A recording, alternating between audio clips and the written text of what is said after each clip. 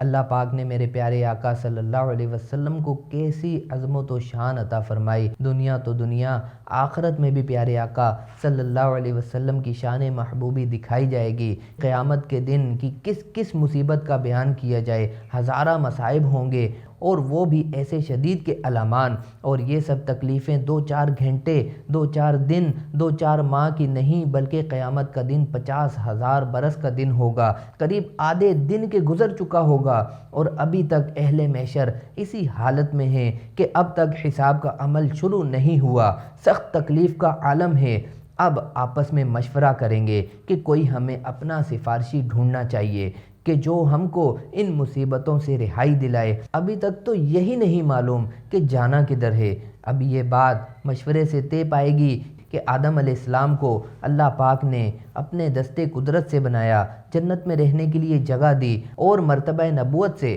سرفراز فرمایا ان کی خدمت میں حاضر ہونا چاہیے، وہ ہم سب کو ان مصیبتوں سے نجات دلائیں گے۔ لوگ گرتے پڑتے مشکل سے آدم علیہ السلام کی بارگاہ میں حاضر ہو کر عرض کریں گے، یا نبی اللہ، اللہ پاک نے آپ کو ابو البشر بنایا، آپ کو اپنے دستے قدرت سے بنایا، ملائکہ سے آپ کو سجدہ کروایا اور آپ کو جنت میں رکھا، آپ ہماری شفاعت کیجئے کہ اللہ پاک ہمیں اس سے نجات دے۔ حضرت آدم علیہ السلام فرمائیں گے، میرا یہ مرتبہ نہیں ہے،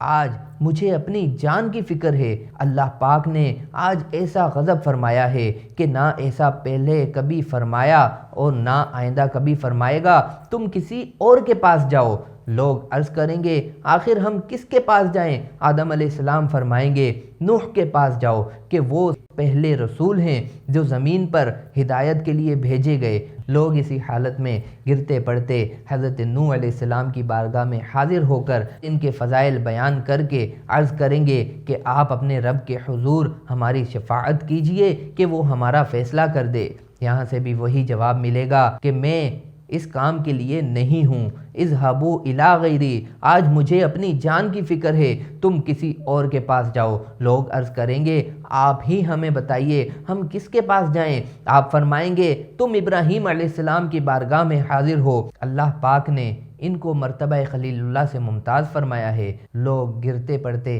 حضرت ابراہیم خلیل اللہ علی نبینا علیہ الصلاۃ والسلام کی بارگاہ میں حاضر ہوں گے، لیکن وہاں بھی یہی جواب ملے گا کہ میں اس کے قابل نہیں، آج مجھے اپنا اندیشہ ہے۔ مختصر یہ کہ وہاں سے حضرت موسیٰ علیہ السلام کی خدمت میں بھیجا جائے گا، یہاں بھی یہی جواب ملے گا، آج مجھے اپنی فکر ہے۔ پھر حضرت موسیٰ علیہ السلام حضرت عیسیٰ علیہ السلام کے پاس جانے کا مشورہ دیں گے، عیسیٰ علیہ السلام بھی یہی فرمائیں گے کہ میں اس کام کے لیے نہیں ہوں، آج مجھے اپنی فکر ہے، آج میرے رب نے وہ غضب فرمایا کہ ایسا کبھی فرمایا نہ کبھی فرمائے گا، مجھے اپنا ڈر ہے، مجھے اپنی جان کا ڈر ہے، تم کسی اور کے پاس جاؤ، اذهبوا الی غیری۔ لوگ عرض کریں گے، آخر ہم کس کے پاس جائیں؟ عیسیٰ علیہ السلام فرمائیں گے، تم ان کے حضور حاضر ہو